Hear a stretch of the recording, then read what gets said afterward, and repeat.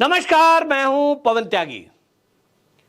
आप देखिए कि अभी जो चुनाव का माहौल है, इस चुनाव के माहौल में तरह तरह की चीजें सामने आ रही हैं, लेकिन इस सबसे ज्यादा चौंकाने वाला मामला पश्चिम बंगाल से है, जहां खबर यह है कि ममता बनर्जी और उसके जो भतीजे हैं अभिषेक बनर्जी, इन दोनों में खटपट हो गई है। आपको याद होगा, मैंने कल ही एक वीडियो में आपको बताया कि अभिषेक बनर्जी जल्द ही ममता बनर्जी से अलग होने वाले हैं। इस लोकसभा चुनाव के बाद ये जो टीएमसी आज आप देख रहे हैं, इसमें दो टुकड़े हो जाएंगे और एक टुकड़ा वो होगा जो अभिषेक बनर्जी के साथ रहने वाला है, एक टुकड़ा वो होगा जो कुछ लोग ममता बनर्जी के साथ जाने वाले हैं। और ये मैं नहीं कह रहा हूं, ऐसा कुछ अंदर पश्चिम बंगाल से जो खबरें आ रही हैं, इसके आधार पर ये आकलन लगाया जा रहा है। लेकिन मेरे पास जो जानकारी है, वो जो पश्चिम बंगाल की राजनीति को अच्छे से कवर करते हैं, कुछ ऐसे ऑफिसर्स हैं जो रिटायर हैं लेकिन वो अंदर की चीजें जानते हैं, उनके अनुसार, जो आईबी के रिटायर अफसर हैं उनके अनुसार, मेरी जो बातचीत हुई उसके आधार पे मैं ये बता रहा हूं कि ऐसा बताया गया कि इन दोनों में, यानी बुआ भतीजे में गड़बड़ी चल रही है। क्योंकि अभिषेक बनर्जी को यह दिखाई दे रहा है कि जो ममता बनर्जी है वो अब एक रास्ते पर चल पड़ी है, जो रास्ता केवल गड्ढे में जाता है।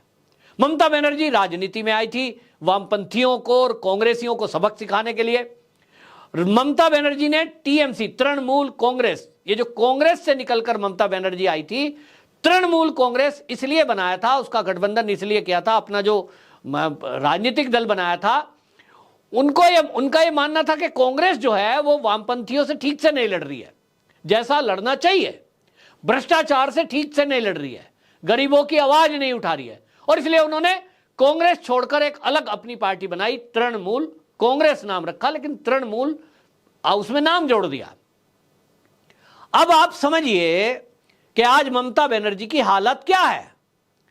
एक एक मंत्रालय में भ्रष्टाचार, जहां देख लीजिए भ्रष्टाचार, और इतना भ्रष्टाचार कि पश्चिम बंगाल का युवा, जो कि आप देखिए कि अभिषेक बनर्जी के अंदर अपना नेता देखता है, वो युवा आज निराश है। शिक्षा भर्ती घोटाला, टीचर घोटाला, पुलिस में घोटाला, मतलब जहां देख लीजिए वहां घोटाला होता जा रहा है। और हालात ये हैं कि अभी हाल ही में पिछले दिनों आप देखिए हाई कोर्ट ने आदेश दे दिया कि 24,000 जो भर्ती किए गए थे ये सब फर्जी है, इसमें अनियमितता हुई है, और इसलिए टीचर जितने भी हैं इनको बाहर करो। बाहर का ऑर्डर हो गया, सुप्रीम कोर्ट तक ने भी राहत नहीं दी। और इसका इफेक्ट क्या हुआ है कि पूरी टीएमसी से पश्चिम बंगाल का पूरा युवा नाराज है।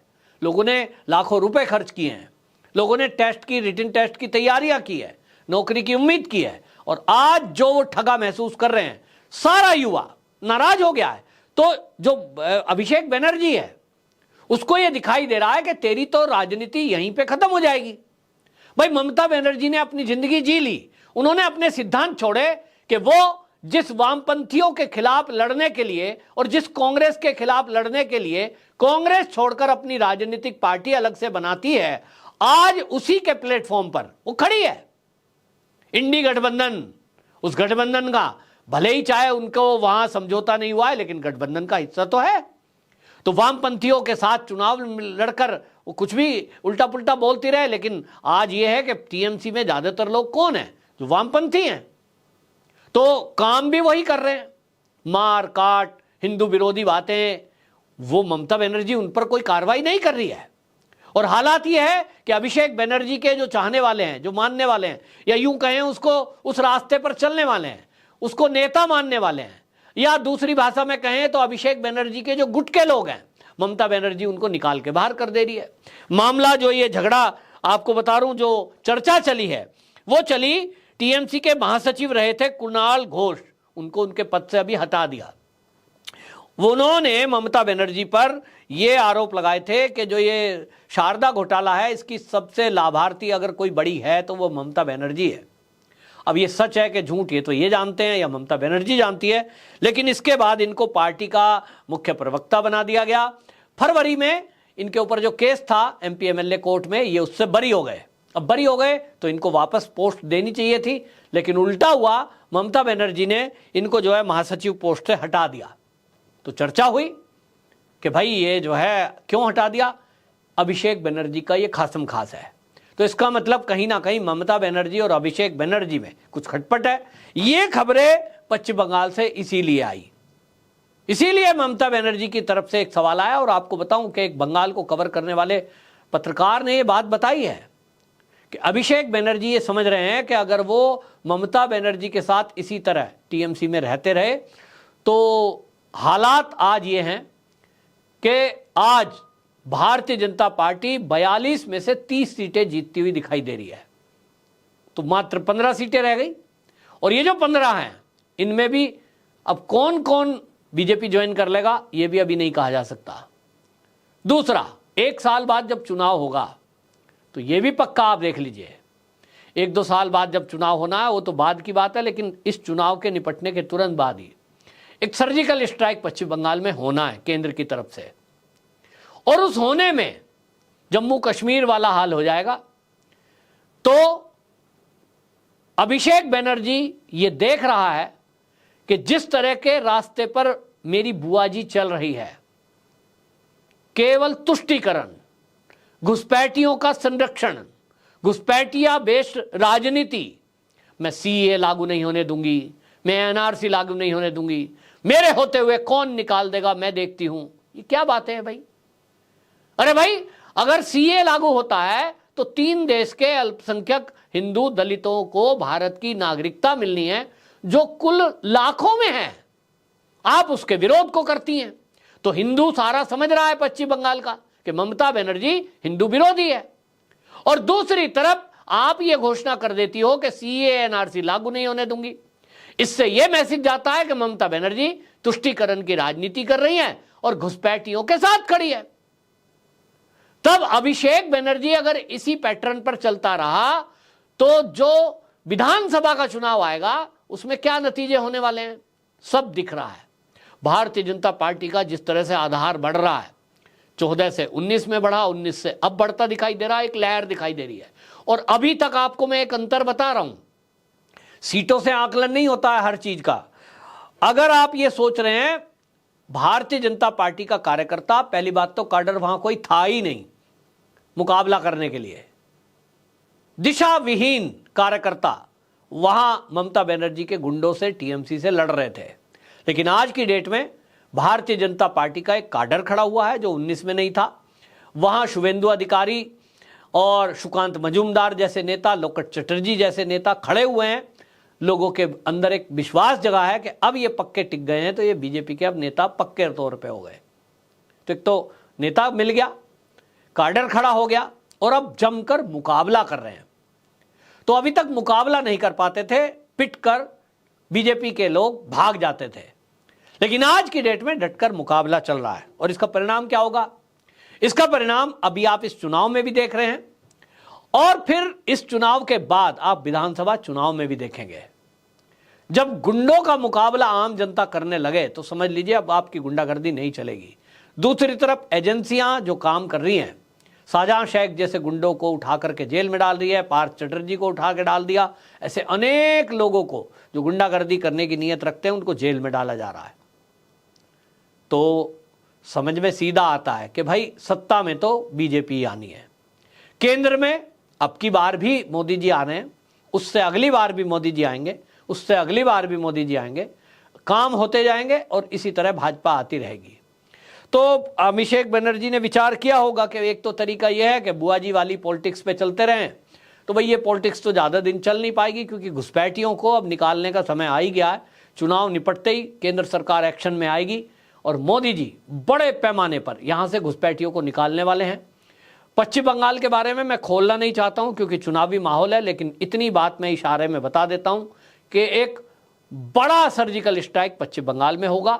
तो वहाँ जो अभी पॉलिटिक्स चल रही है ना, ये पॉलिटिक्स नहीं चल पाएगी तुष्टीकरण वाली, अलग थलग कर दिया जाएगा मामला।